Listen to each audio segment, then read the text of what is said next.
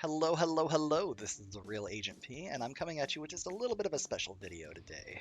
The beta for Guilty Gear Strive is now over, so I wanted to give you guys my thoughts and my feelings on how the game is so far at this point.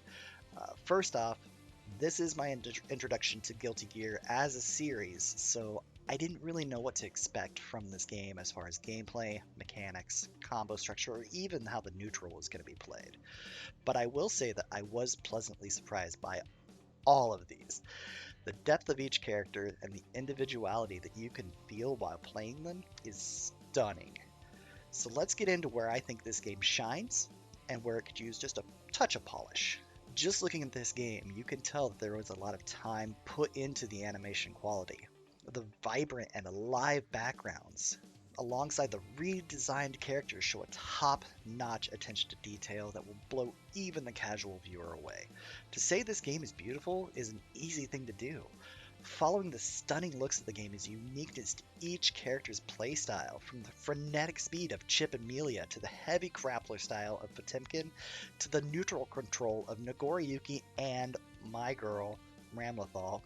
Each member of the roster feels like their own and fills a specific role.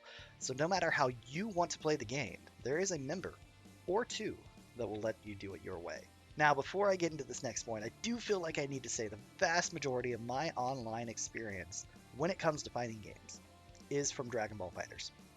While I love this game, I do know that the netcode is suspect even on its best days. So when I start gushing about how good the net play is in Strive, I don't have much else to compare it to, save games like Fantasy Strike. But oh my god, is this game smooth!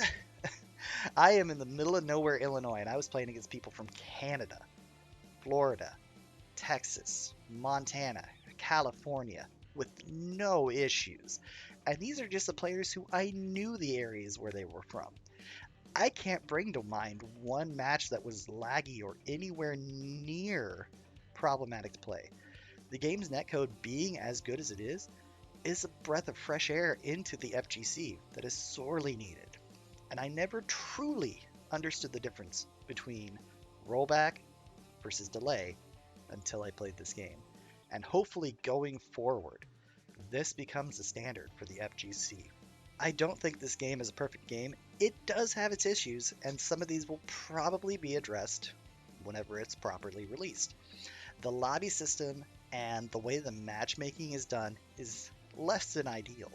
I personally would like a little more random matchmaking in the rank system than is currently available. This might be changed on release, but if it isn't, it's not a deal breaker. Also, the lack of rematching after a game is not ideal. I mostly think this was done in the beta to really stress test the netcode and servers. Having more games start up from a cold connection would show load times and boot up times better than just having an immediate rematch option where people were already connected.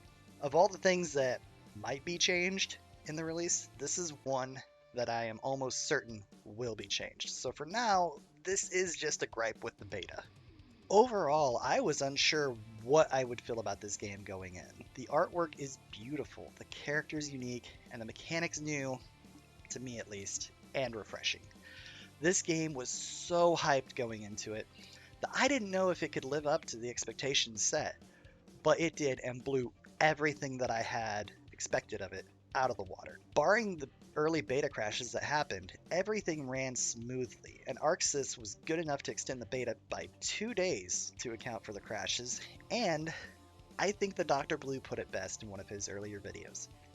It's not that people were mad that the crashes happened, but they were mad that they couldn't play this amazing game.